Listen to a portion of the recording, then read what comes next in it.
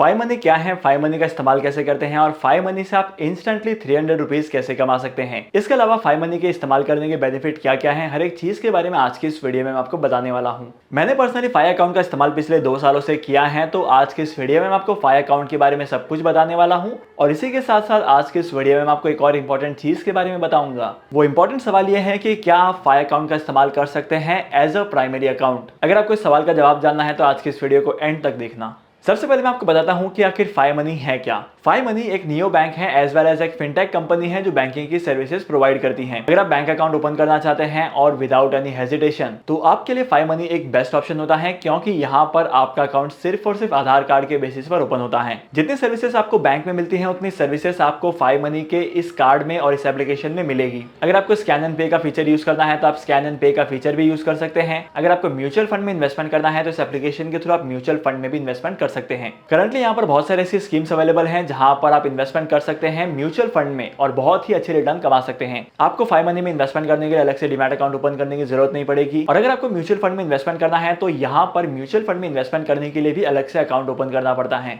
तो अगर आप फाइव मनी में इन्वेस्टमेंट करते हैं म्यूचुअल फंड में भी, तो यहाँ पर आपको सेपरेट अकाउंट क्रिएट करने की जरूरत नहीं पड़ेगी। सेकंड चीज, अब हम बात करते हैं फाइव मनी के डेबिट कार्ड के बारे में। फाइव मनी के डेबिट कार्ड से आप हर एक चीज कर सकते हैं। एटीएम में जाकर कैश को विड्रॉ कर सकते हैं, अपने कार्ड के ऊपर ईएमआई रजिस्टर करवा सकते हैं और इसी के साथ साथ इस कार्ड का इस्तेमाल ऑनलाइन नेटवर्क पर भी कर सकते हैं। सपोज आप ऑनलाइन शॉपिंग कर रहे हैं, पेमेंट करना है कार्ड से, तो यहाँ पर इस कार्ड को ऐड करके भी ऐसा किया जा सकता है। क्योंकि आप फाइव मनी के साथ अकाउंट ओपन करते हो तो यहाँ पर आपको वीजा नेटवर्क का कार्ड मिलता है और फेडरल बैंक के साथ एसोसिएट है ये फाइव मनी। तो डेफिनेटली आपका जो फाइव मनी का अकाउंट है वो इंडायरेक्टली ओपन होता है फेडरल बैंक के साथ, क्योंकि फाइव मनी ने बैंकिंग की सर्विसेज प्रोवाइड करने के लिए फेडरल बैंक के साथ टाइप किया है। Federal bank small finance bank जरूर है, लेकिन यहाँ पर इंटरेस्ट रेट बहुत ज्यादा अच्छी मिलती है। लेकिन इस फाइव मनी के अकाउंट को ओपन करने के लिए करना क्या है। फाइव मनी के अकाउंट को ओपन करने के लिए आपको ज्यादा कुछ नहीं करना है। अकाउंट ओपन करने के लिए मैंने लिंक आपको डिस्क्रिप्शन में दे दी है, वहां पर जाना है और इस वाले कोड को लिखना है। अगर आप इस कोड को एंटर करते हो और साइन अप करते हो तो आपको फर्स्ट 3000 डिपॉजिट करने पर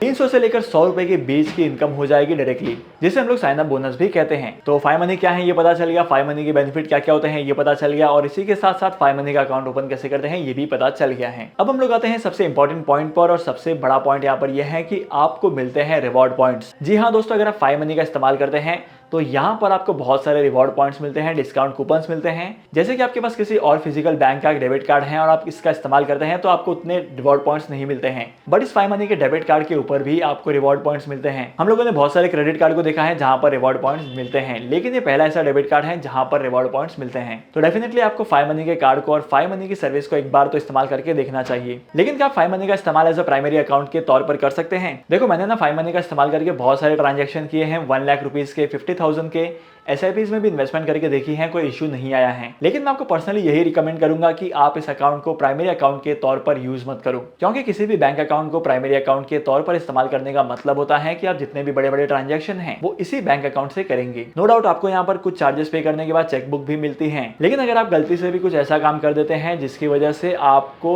फ्यूचर में जाकर कुछ लॉस होता है, मतलब अगर आप फ्रॉडुलेंट कुछ ट्रांजेक्शन कर लेते हैं या आप गलत ट्रांजेक्शन कर लेते हैं, तो यहाँ पर अगर आप कंप्लेन करने जाएंगे तो इशू बहुत ज्यादा हो सकता है, क्योंकि इसकी कोई फिजिकल ब्रांच नहीं है और आपको बहुत ज्यादा प्रॉब्लम आ सकती है। तो मैं आपको पर्सनली यही एडवाइस करूंगा कि आपको किसी फिजिकल बैंक के साथ ही जिसकी ब्रांच हो उसी बैंक में आपको आपका प्राइमरी अकाउंट रखना है। मैंने भी फाइव मनी का इस्तेमाल किया है, लेकिन एज अ प्राइमरी अकाउंट में फाइव मनी का इस्तेमाल बिल्कुल भी नहीं करता हूं। मैं इस फाइव मनी के अकाउंट और कार्ड का इस्तेमाल बहुत ही कम जगह पर करता हूं जहां पर रिवॉर्ड पॉइंट्स कमाने को मिलते हैं। तो डेफिनेटली आपको भी फाइव मनी के अकाउंट को ट्राई करना चाहिए, और यहाँ पर फाइव मनी की लिंक आपको डिस्क्रिप्शन में दे दी है। अगर आपको आज की इस वीडियो का कंटेंट वैल्यूएबल लगा है तो इस वीडियो को लाइक करना, शेयर करना। इसी के साथ साथ मैं आपको मिलूंगा अगली वीडियो में नए टॉपिक के साथ, एक इंटरेस्टिंग टॉपिक के साथ। तब तक के लिए signing off, happy investing and good bye.